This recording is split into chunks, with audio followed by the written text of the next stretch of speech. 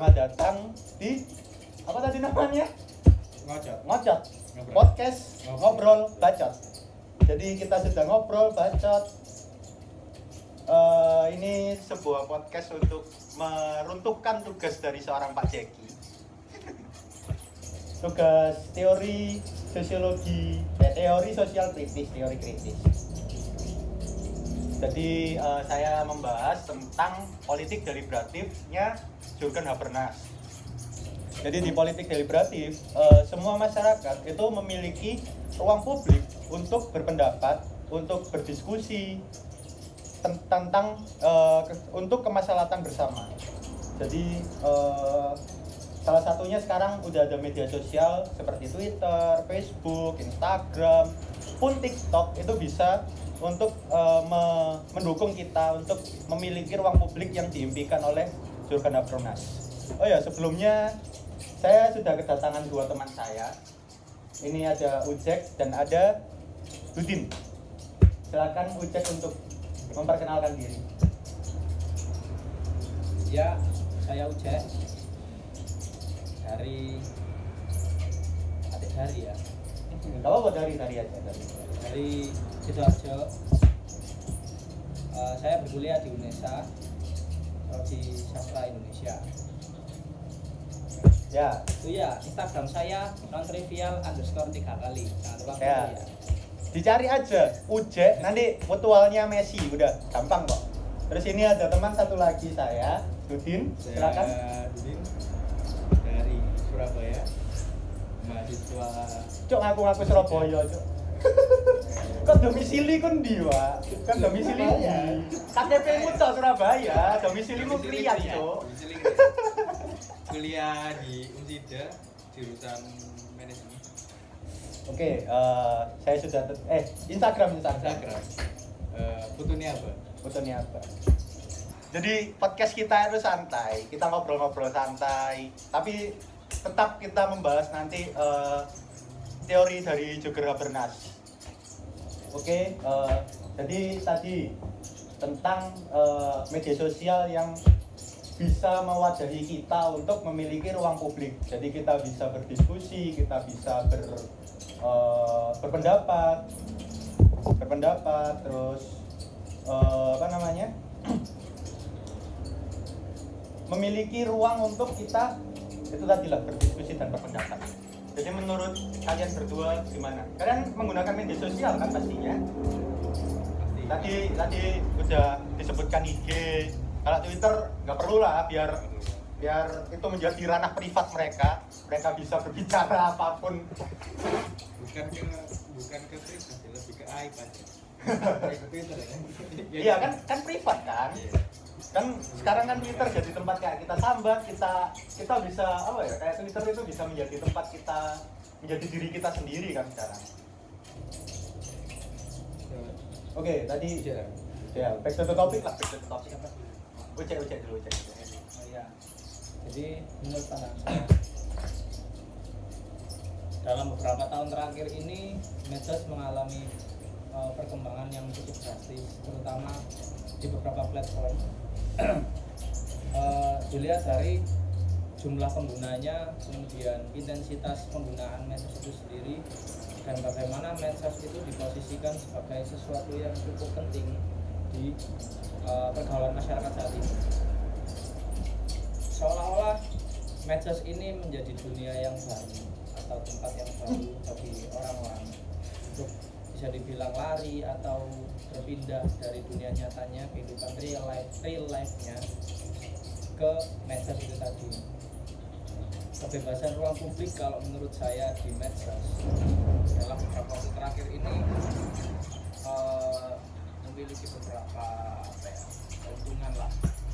Kita bisa menjadi diri kita sendiri seperti yang diungkapkan Messi. Kemudian kita juga bisa mengungkapkan apa yang kita rasakan, apa yang kita resahkan, apa yang kita pikirkan di medsos itu sendiri. Tapi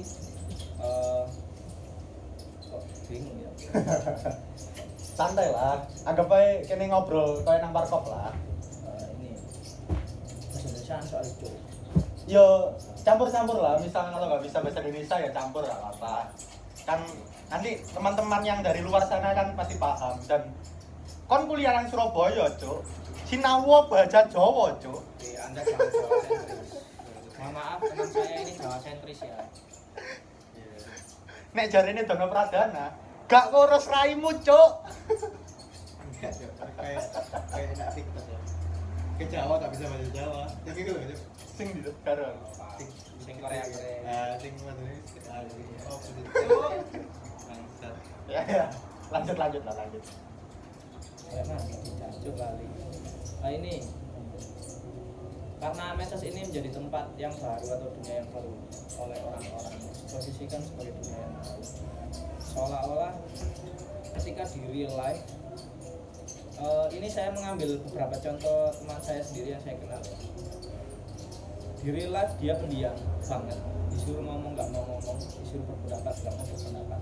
Tapi ketika di medsos dia berundel ngomong sepena EDW, kemudian nyacati, kemudian di situ kayak apa ya, dia nggak berani ngomong di depan langsung, tapi beraninya ngomong di medsos. Jadi kayak dia itu menunjukkan sifat aslinya di medsos. Bukan sifat, belum tentu itu sifat aslinya, tapi dia seolah-olah lebih berani ngomong ketika tidak diketahui secara langsung oleh orang yang dikritik. Di situ menurut saya pribadi itu cukup meresahkan ya. Pertama, membuat orang-orang jadi pengecut.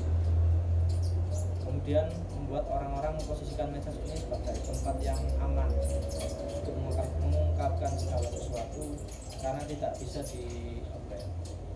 menurut saya tidak diketahui secara langsung lah, karena bisa disembunyikan di privat atau segala macam kan.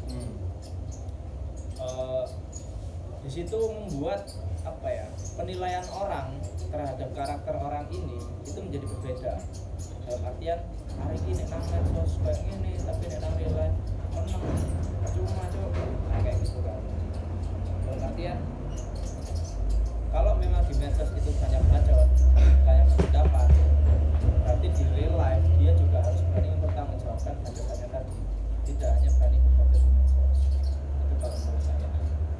Jadi jangan hanya memposisikan medsos ini sebagai dunia yang lain yang dia bisa bebas berkehendak sesuka hatinya, tapi posisikan sebagai medsos ini platform yang lain untuk mengungkapkan keresahannya yang ada di dunia nyata yang dia resahkan. Dia resah di dunia nyata, dia ngomong di dunia nyata, di medsos juga dia ngomong. Artinya dia cakupan medsos ini menjadi lebih luas, keresahan dia lebih banyak didengar oleh orang lain yang tidak di lingkungannya sendiri. Jadi kayak podcast medsos itu bisa menjadi penyambung lidahnya dia. Jadi kayak misal kita membahas tentang, kita diskusi misal tentang medsos tadi. Kalau kita diskusi di warung kopi kita sendiri, di circle kita sendiri, itu kayak kita yang mendengarkan ya cuma kita doang. Tapi kalau kita bisa masuk ke medsos, kita diskusi di medsos, kita memiliki ruang publik itu tadi kan, yang bisa menyambung lidah itu tadi. Jadi bisa meluas gitu kan. Intinya seperti itu kan. Dan yang saya garis bawahi, ketika orang ini berpendapat di medsos harus benar-benar berani bertanggung jawab ketika di real life. Artinya apa yang dia ungkapkan di medsos harus bisa dipertanggungjawabkan secara langsung. Ketika misalkan dia terkena kasus atau misal dia ditanya langsung oleh kerabat terdekatnya mengenai postingannya, dia harus berani berargumen tentang apa yang dia ungkapkan di medsos. Jangan hanya mohon maaf itu hanya klarifikasi kayak nggak klarifikasi anjing. Kayak alibi jangan hanya beralibi itu di medsos terus bisa dihapus enak jidatnya, nggak bisa seperti itu. Di usia-usia kita sekarang kita harus berani mempertanggungjawabkan apapun apa yang kita ungkapkan dimanapun, entah itu di medsos ataupun di real life. Karena kita udah masuk ke usia hukum kan ya. Jadi legal untuk dituntut kan. Jadi kita misal kena undang-undang yang itu kayak undang-undang yang itu. Jadi kita kayak udah punya tanggung jawab lah. Udah masuk usia 20 kan ya. Kalau menurut Dudin gimana? Apa udah cek? Sudah. Ya, kalau menurut Dudin gimana? Paling cuma nambahin aja. Belum. Sebenarnya yang dikatain itu juga ada benarnya. Kayak lebih kebanyakan yang jadi merasakan itu ini, jadi agak susah membedakan mana yang asli sama yang mana yang itu cuma dibuat-buat. Kalau di media sosial itu lebih susahnya di situ. Memang dunia baru yang nggak bisa ditebak. Kalau bilang orang masuk situ atau main udah masuk ke dunia media sosial itu, apakah yang ditunjukkan mereka itu sifat asli, itu bisa jadi. Cuma kebanyakan yang dari yang tak lihat itu cuma ini nggak relate aja sama real life.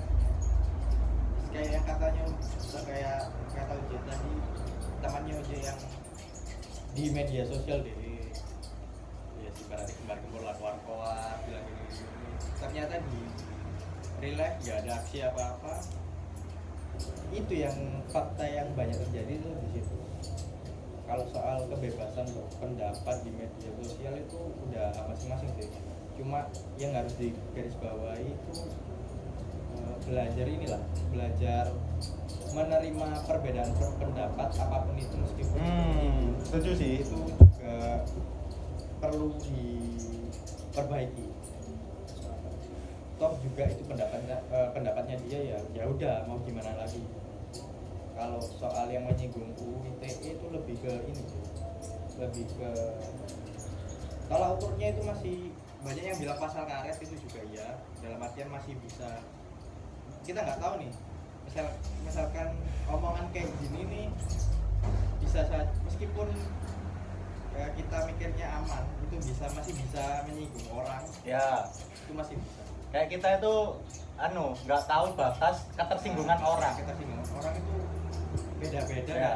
Itu relatif kayak makanya karet disebut pasal karet itu soalnya elastis, dia bisa selembut apapun ya masih bisa aja kena, soalnya masih bisa ditarik. Bisa dibilang multitafsir, banyak poin-poin yang multitafsir. Berapa poin? Itu juga dari yang kasus-kasus yang sudah kebanyakan terjadi itu, yang melaporkan itu justru orang yang bukannya tidak sih, yang bukan subjektifnya langsung. Maksudnya? Yang melaporkan. Oh, bukan orang yang disinggung itu tadi. Iya, beberapa kali ya. Kebanyakan gitu. Cuma terakhir kali juga ada direvisi, kalau nggak salah sih, kalau dengar-dengar sih. Jadi kasusnya akan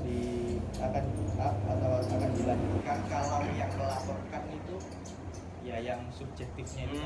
Ya, yang belakangan rame itu kan. Soalnya belajar dari kasus-kasus yang sebelumnya kan, yang melapor itu justru bukan orang yang ibaratnya yang disinggung. Jadi kan kayak misalnya contohnya kayak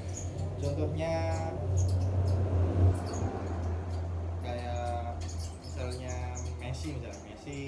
Messi ngelempar batu ke Uje, cuma yang ngelaporin ya memang perbuatan yang tidak menyenangkan. Tapi yang ngelaporin itu saya. Kebanyakan itu gitu. Padahal yang kena kan beberapa kasus. Itu aja gitu. Kayak gitu lebih ke apa ya? Dan kayak saya atau orang-orang lain pun juga butuh ibaratnya bener-bener payung hukum yang biar kita itu kalau berpendapat itu nggak perlu mikirin apa yang akan terjadi, dan di sisi lain juga ada pokoknya ada safety-nya yang biar kalau kita mengutarakan pendapat itu nggak takut atau nggak takut itulah. Toh itu juga cuman pendapat, itu masih berpendapat juga, bukan berarti itu kayak jawaban yang yang valid lah ibaratnya, itu masih bisa berubah dengan pola pikir kita yang berkembang.